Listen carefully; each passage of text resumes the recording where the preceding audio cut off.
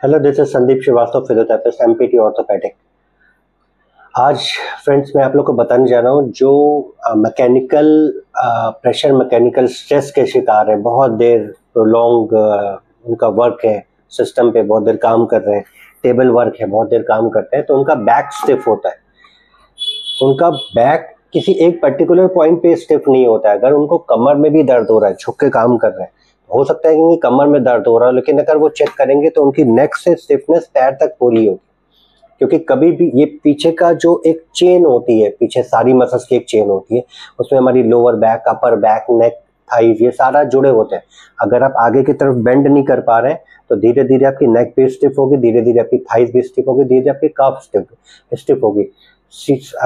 Easy करने का बहुत सिंपल तरीका होता है, लेकिन मैं आपको उससे पहले एक चीज और बताऊंगा कि अगर मेरे पास पेशेंट आता है, बोलता है कि मेरा ये टाइट है या यहाँ पे दर्द हो रहा है, पैर सीधा नहीं उठ रहा है, तो मैं उसको यहाँ पे खाली स्ट्रेच नहीं करता हूँ। अगर उसको थोड़ा लंबा समय हो गया, पेशेंट बोल रहा है मैं आगे की तरफ नहीं झुक पा रहा हूँ इस मसल्स की टाइटनेस की वजह से, और इसको 3 महीने हो गए, तो अगर ये टाइट है, आगे नहीं झुक पा रहा है, तो ना झुकने की वजह से उसकी हिप्स भी टाइट होगी, ग्लूट्स टाइट होंगी, ना झुक पाने की वजह से उसकी लोअर बैक भी टाइट होगी, ना झुक पाने की वजह से उसकी अपर बैक भी टाइट होगी। तो कभी भी पेशेंट जब प्रोलॉन्ग प्रॉब्लम से आता है, जब उसको क्रोनिक प्रॉब्लम होती है मसल स्टिफनेस की, तो हम लोग कोशिश करते हैं from the neck to ankle पूरा उसको स्ट्रेच करें।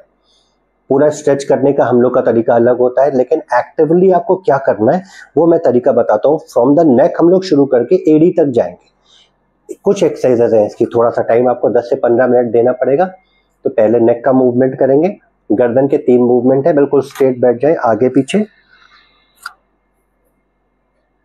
इसको स्लो काउंट के साथ 10 रिपीटेशंस करेंगे, स्ट्रेच नहीं करेंगे, आराम से करेंगे, धीरे धीरे मसल्स खुलेगी।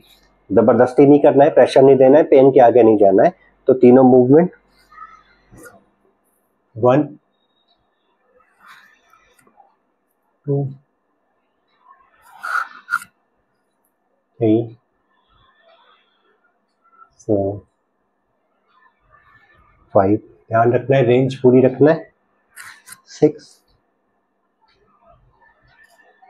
7 8 9 10। Next movement. इससे पहले बहुत ज़रूरी बात ये भी आपको पता चले कि जैसे आप आगे की तरफ झुका रहे हैं और आपको बैक लग रहा है, पीछे से कोई चीज़ रोक रही है, इस जगह पे बैक स्टिफ है, तो आपको पता चल जाएगा कि ये वाली रेंज लाने में दिक्कत हो रही है, बैक मसल्स आपकी रोक रही है, और ये करते करते ये मसल्स का रोकना बंद हो जाएगा। इसका मतलब वो स्टिफनेस थी और वो ठीक हो गई। तो ये एक्सरसाइजेज आपकी डायग्नोस्टिक भी होंगी और ट्रीटमेंट भी होगी। नेक्स्ट, नॉर्मली इसमें सबको ही पेन होता है, ये वाली मसल्स टाइट होती है, इसे मिडल ट्रेपेजियस बोलते हैं। 10 रिपीटेशंस। ज़्यादा अच्छा होता है कि अगर ये प्रॉब्लम है तो ये मेरे वीडियो को लगा लें और मेरे साथ में करें।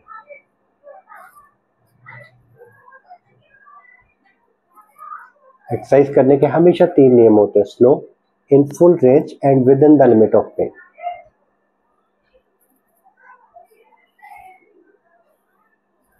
Ten repetition. Next, lateral rotation.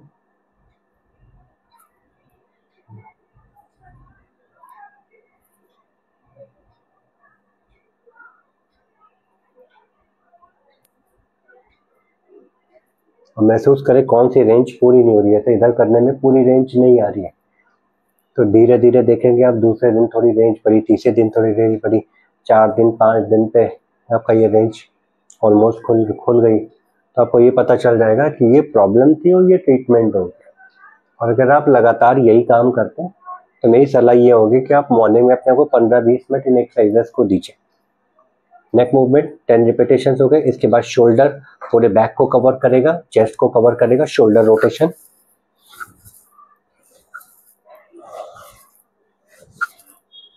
तो 15 रिपीटेशंस क्लॉकवाइज, मैं पूरा करके नहीं बताऊंगा। 15 repetitions anti clockwise.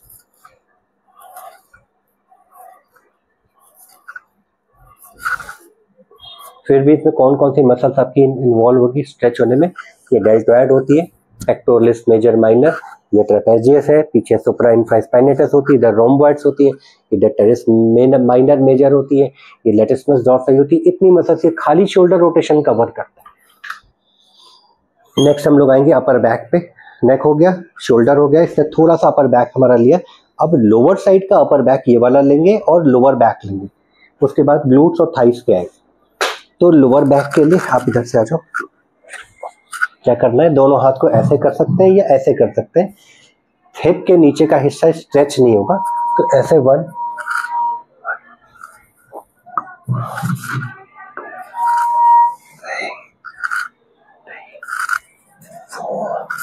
with neck 5 6 7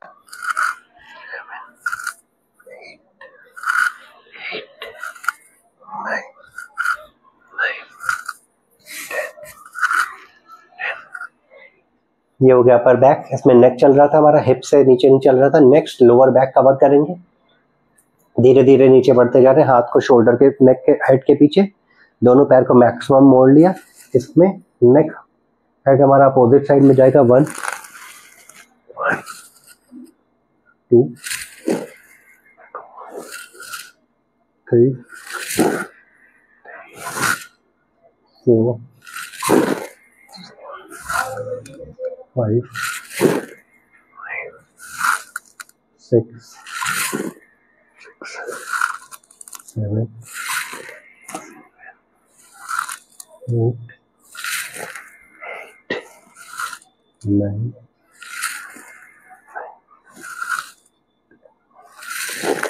10। Slow in full range and within the limit of pain, इसका ध्यान हमेशा रखना है। ये हो गया हमारा lower back upper back. Neck से लेकर के हम लोग यहाँ तक कवर कर चुके हैं। अब हम लोग आएंगे ग्लूट्स पे। तो इसकी 2-3 एक्सरसाइजेस हैं स्पेशली फॉर ग्लूटियस मैक्सिमस। 1 2 2। मैं स्ट्रेच नहीं कर रहा हूँ, सूदिंग मूवमेंट दे रहा हूँ। स्ट्रेच करेंगे तो 30 सेकेंड्स होल्ड करेंगे। 3, मैं बहुत कस के नहीं दबा रहा हूँ इसको, सूदिंगली इसको फ्लेक्सिबिलिटी इसकी बढ़ाएंगे, तो स्ट्रेच करने की जरूरत नहीं। बहुत टाइट है तो हैम्स और ग्लूट्स की स्ट्रेचिंग मैंने अलग इसका वीडियो डाल रखा है, मैं डिस्क्रिप्शन में डाल दूंगा।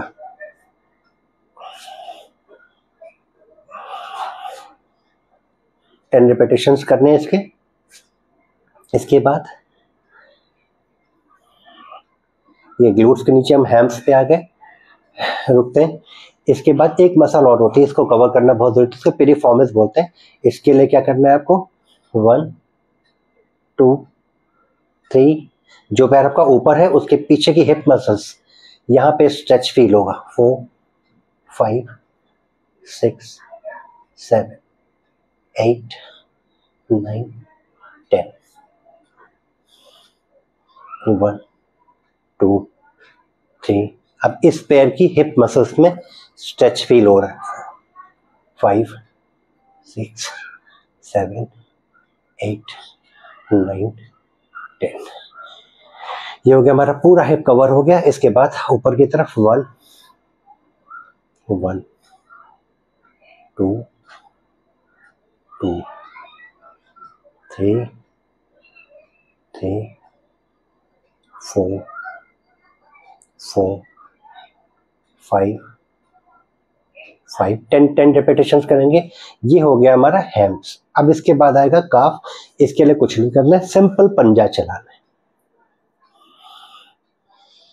कोशिश करें कि ये वाला मूवमेंट 25 टाइम्स करें, क्योंकि ये हमारा पेरिफेरल नर्व स्टिमुलेशन करता है। हमारे बैक से जितनी भी नर्व्स हमारी जा रही है, शैटिक नर्व है, ऑब्टूरेटर नर्व है, फीमोरल नर्व है, वो सारा स्टिमुलेट होती है पंजा चलाने से। इसको पूरी रेंज में आगे पीछे 25 टाइम्स करें। उठने में करवट लेके उठें, ध्यान रखें कि जब भी उठना हो तो करवट लेके उठें, जब बैठे तो टेक लगा के बैठें, जब झुकना हो, स्पेशली कोई काम करना हो तो पैर मोड़ के झुकें।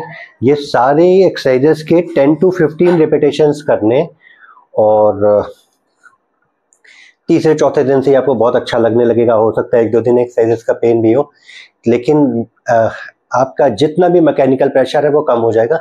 सुबह शाम करने का, किसी पर्टिकुलर पॉइंट पे पेन होता है, जैसे किसी को नेक में पेन है बहुत ज़्यादा या बैक पे पेन है, तो वहाँ पे सिकाई करके सारी एक्सरसाइजेस करें। लेकिन अगर मेरी सलाह ये होती है कि किसी को बैक में स्टिफनेस है या हिप्स में स्टिफनेस है तो वो नेक से लेकर के एंकल तक ये सारी एक्सरसाइजेस करेगा, तभी वो प्रॉब्लम जड़ से खत्म होगी। Thank you. अगर ये मेरी बनाई हुई वीडियोस आपको अच्छी लगती है तो इस चैनल को लाइक और सब्सक्राइब जरूर करें। मैं कोशिश कर रहा हूँ ऐसे कंटेंट डालूं जिसमें आपकी सारी प्रॉब्लम्स का हल हो और इजी फॉर्म में, बहुत टफ एक्सरसाइजेस ना हो और आपको घर पे बैठे बैठे आप ट्रीट कर लो अपने आप को, आपको कहीं जाने की जरूरत ना पड़े। Thank you.